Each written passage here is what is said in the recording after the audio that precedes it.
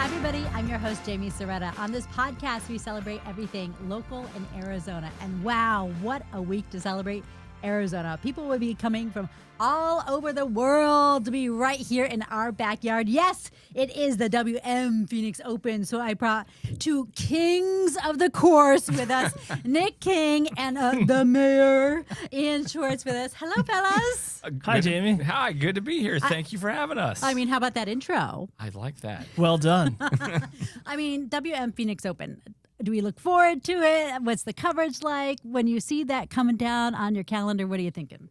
I think favorite week of my year. Yeah. I think it has to be up there. There's really nothing like it, not only in the valley, but nationwide, golf party-wise, people watching, all the vibes. Yeah. All the vibes. It's all the vibes. And, you know, I went to ASU, you went to ASU, and I was here in the 90s when the Phoenix Open was just the Phoenix Open. It wasn't this huge thing that has become.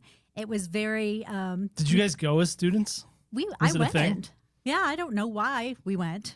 We must have heard about the party situation. Maybe that was it. I actually didn't start going until I started working here. Really? So I'm, as you'll learn in this podcast, I'm not the sports guy. What? Yes. Yeah, what? So Well- I'm there for more of the color commentary, the people viewing the party. That's why they don't put us on the same show, because I'm on for the same reason. Yeah, it's I love the dangerous. history that the Phoenix Open started in 1932. It only went for about a couple of years. Then Bob Goldwater, which we know Bob Goldwater Sr., brought it back in 1939 at the Phoenix Country Club. It moved around a little bit. Now it's at the famous TPC.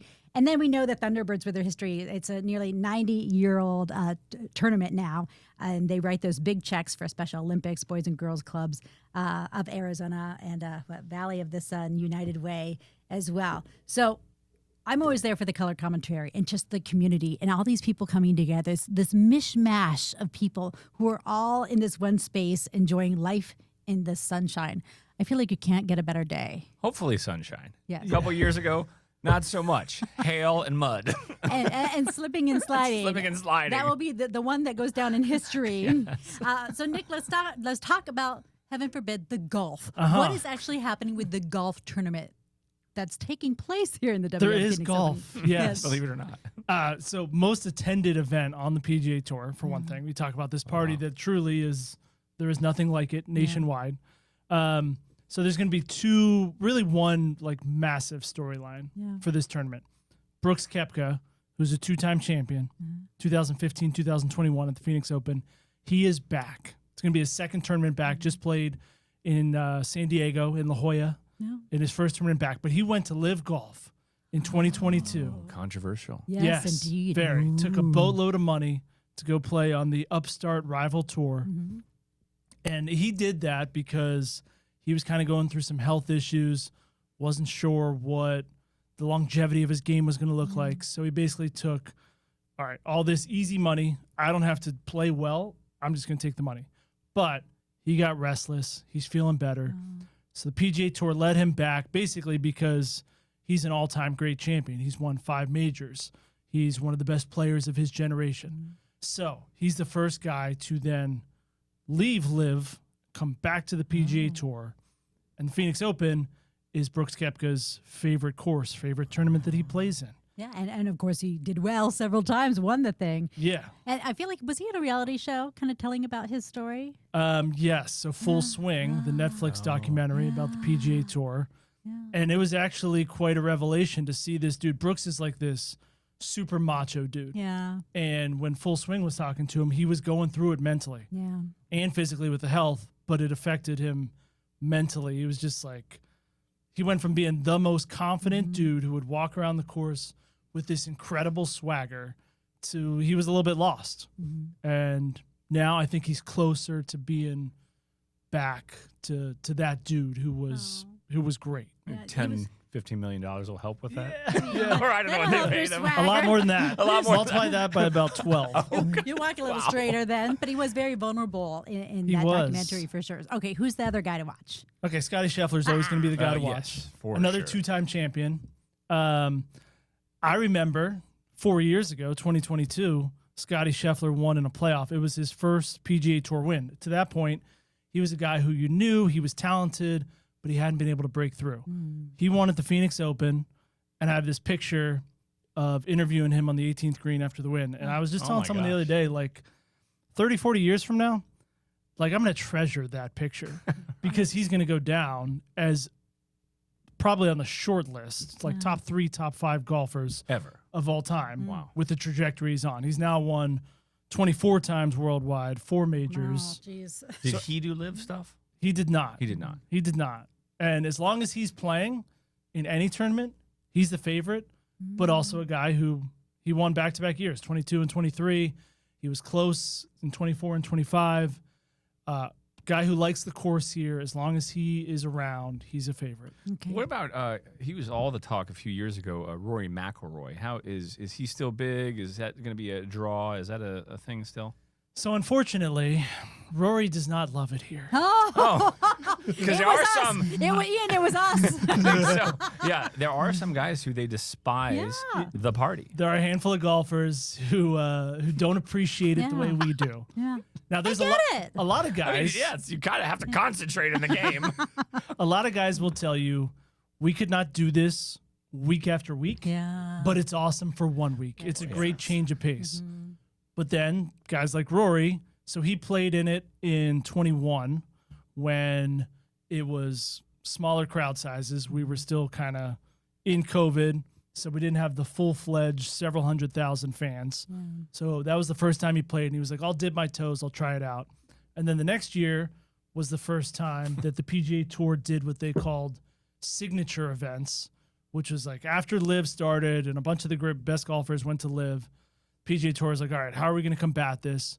We're going to have a select number of tournaments that all of our best golfers that are still here are playing in, whether they want to or not. Oh. So Rory played then, but the Phoenix Open hasn't been a signature event since then, so he hasn't really been required to be here, and he hasn't come back. Are we like in trouble after that slip and slide year? A little bit, but I was super curious last year to see, and almost everyone did come back that was even here 2 years ago. And like honestly, just the sun made all the difference in the world. Yeah. Well, and people said, "Oh, they partied so much that year." No. The same amount of partying is happening. Yeah. It was a traffic congestion issue because of the weather. Uh-huh. On a perfect sunny day, and I guess I'm not just the party. I'm Yes, the look color, at him. the Yes, meteorology yes, commentary yes. coming You through have as some well. education. People are kind of scaling, not scaling. They're going over the hills, and you're able to walk everywhere. Everyone was thrown onto one path essentially, and everything got congested And wet. And so whether that was beer lines and just everything just kind of got muddied up, both metaphorically and physically because of the weather.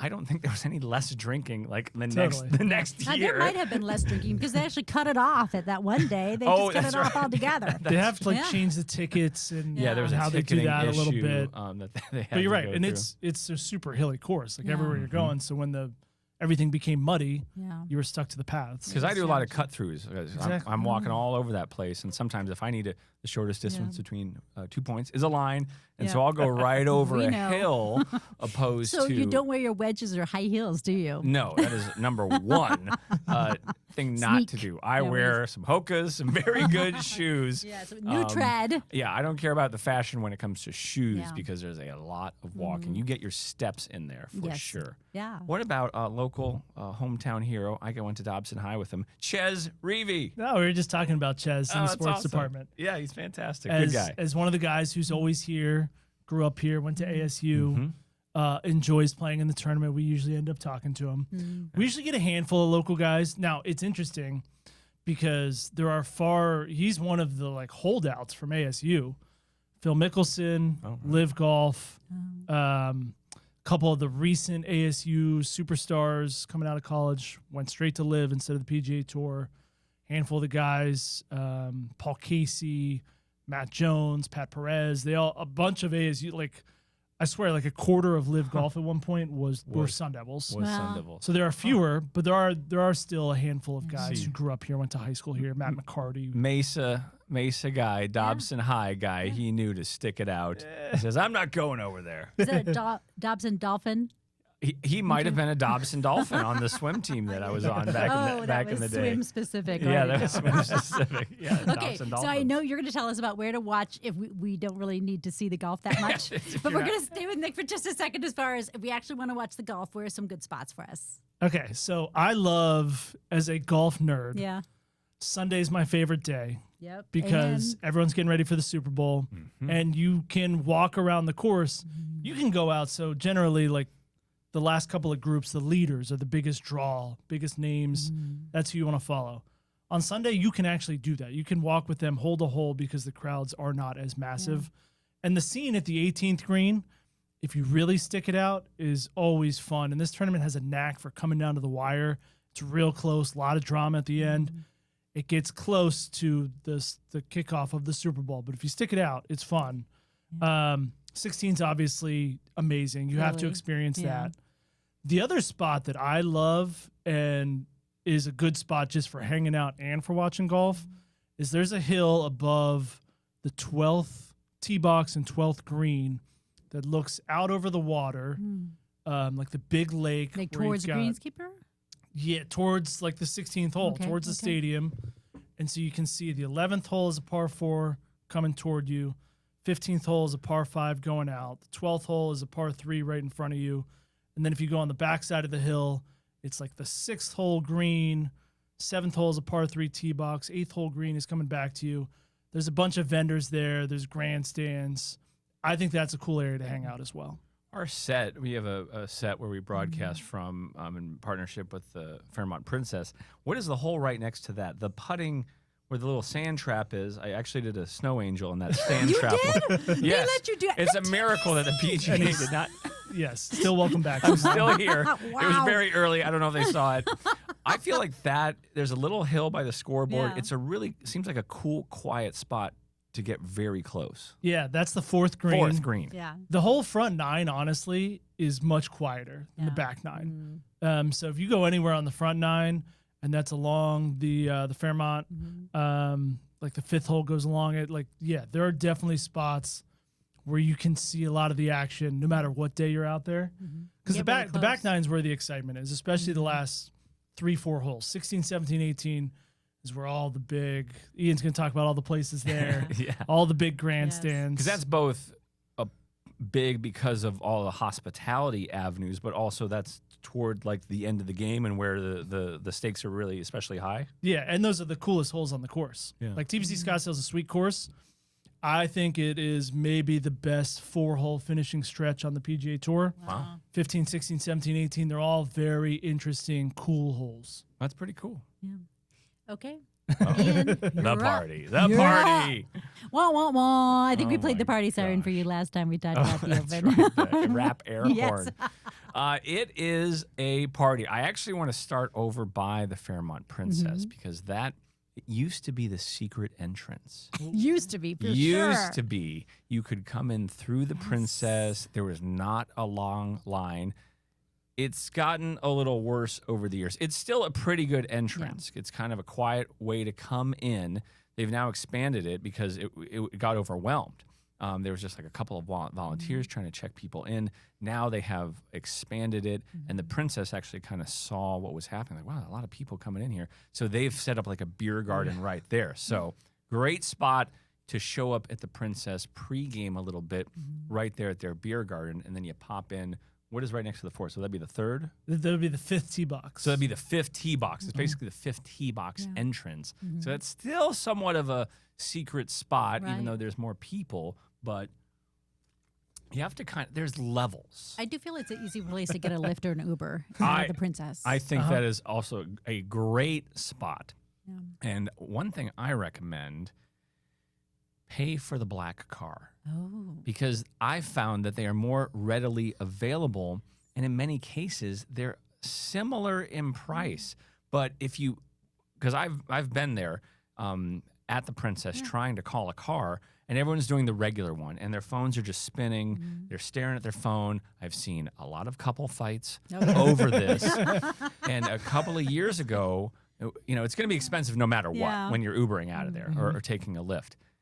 called the black car. Mm-hmm. I don't know, maybe 20, 30, 40 bucks more. Yeah. It was there instantaneously. Oh, well, that's a good And then you're ripcord. Get me out of here. Exactly. You're not going to break up. You're not going to have a fight. You're gonna save the relationship. Yeah, you're in a nicer the car moment. too I mean, for the moment. Yeah, Open the door for her. yeah, whatever happens when you get home is your problem. But I found that to be like a little, like you said, ripcord to get out of there. It's all about the level. Where are you coming in at GA and then trying to get to the 16th just to be there? Do you know someone? A lot of times it's about who you know, For sure. and can they get you into a suite somewhere? Because a lot of these cabanas and suites, you'll buy big packages where they'll have like 40 or 50 tickets. Right. But I think the Greenskeeper is probably one people really, really love. It is straight up just like a nightclub in the middle of the day. Yeah. You buy a weekly pass with the Greenskeeper. I think it costs you $1,200, $1,500, but that's for the whole tournament. Right. And then they'll pay for your food. I think they do a breakfast and then they do a lunch, and then you have to pay for your drinks. And so that's kind of one of the tiers, and then they just kind of keep going up. Obviously, there's GA, but then the creme de la creme I have found Ooh-wee. is Spill. it's relatively new. It's at the 17th hole, the Bay Club. They have sofas. You're not cramped. Like, Kidding you're me? really sprawling out, like leather sofas. They have elevated food. They have wood floors. So I'm eating steak on a Yeah, wood floor. It is. Oh my gosh! on for a years, couch. for years it was M Culinary. I don't know if they still do it, I think but so. really, really good stuff. A lot of the Thunderbirds have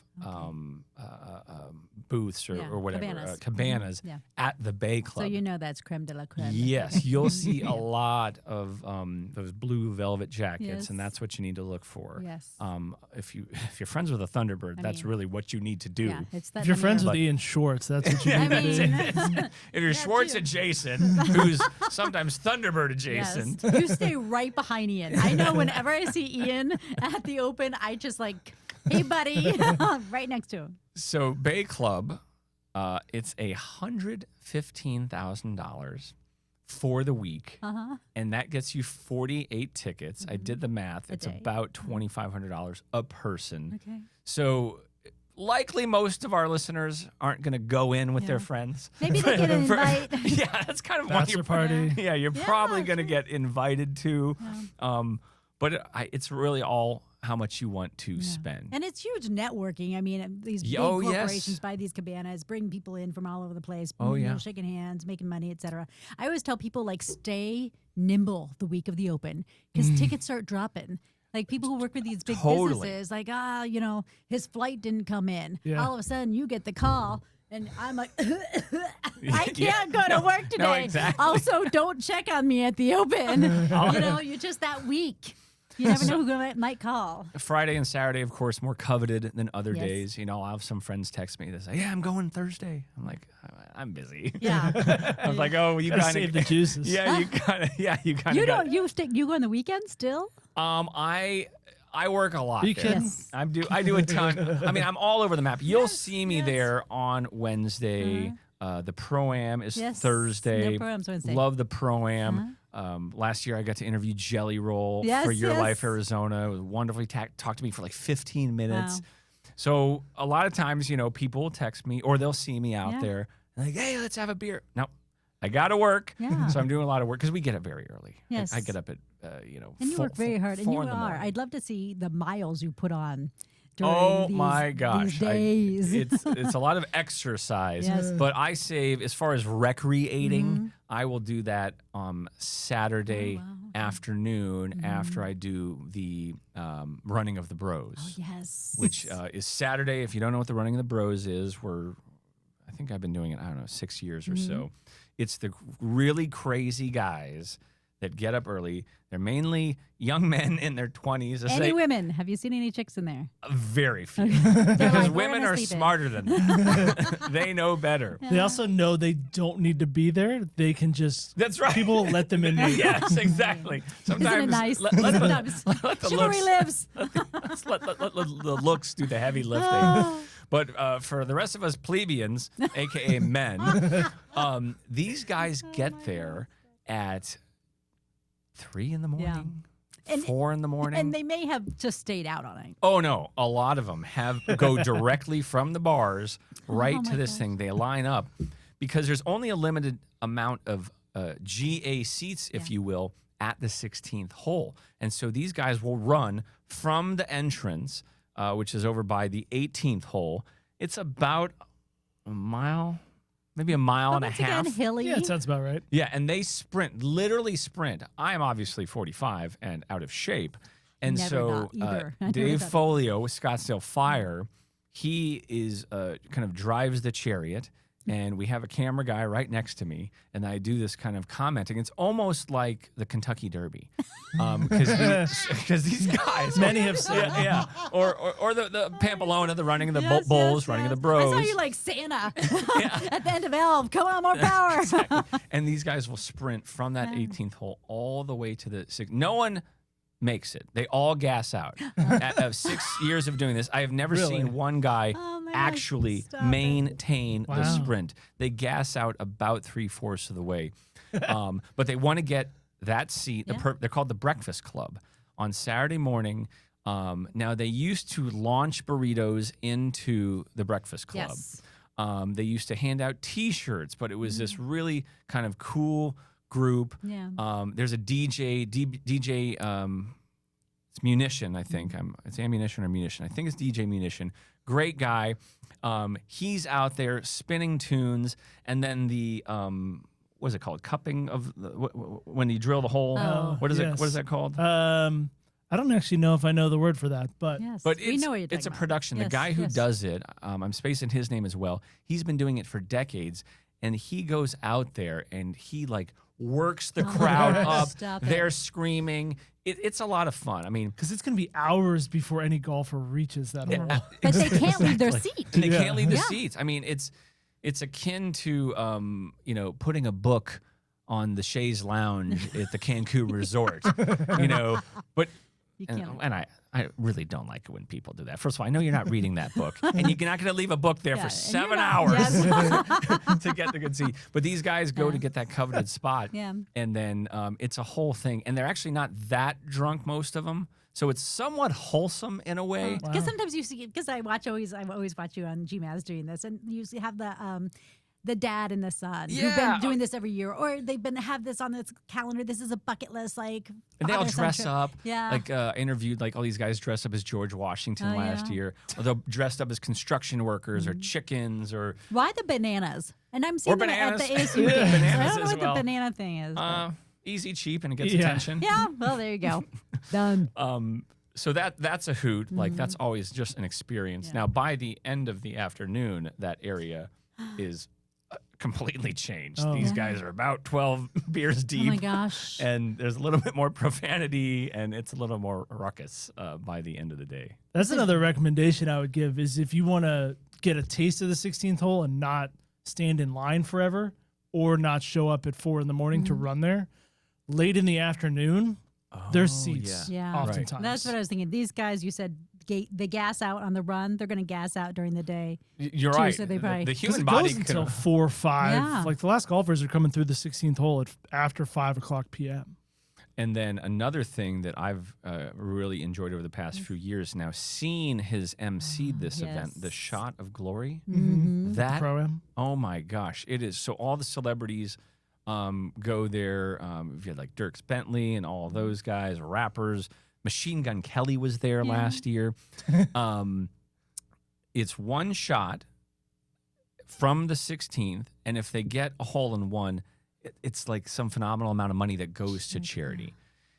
It's really the place these days to see and be seen. So if you can participate in the Shot of Glory, which is Thursday afternoon, Wednesday. Wednesday, It's the like in the pro-am 3 day. o'clock hour. Yeah, it's like usually. 3:30-ish. Yeah. Scene loses his voice every single Yeah. year. Scene Yeah, we're McLaughlin. working on getting them live for Oh, the my- 3 p.m. because we want to see that a little All bit of at least. these guys, rappers or celebrities, they come up with their whole camera crews, and they've actually had to kind of regulated a Yeah. bit more because there was these posses were massive. Oh. And so now you have a Bring all their specific crew. credential Yeah. for the shot of glory Yeah. if you want to get down there, because it was like, oh, you got to come to this thing because you're just Yeah. hanging out partying at the bottom of 16 hole, rappers walking by, sports guys, this and that. And that's like a really cool thing And to then attend if you can. A hole-in-one at the 16th hole.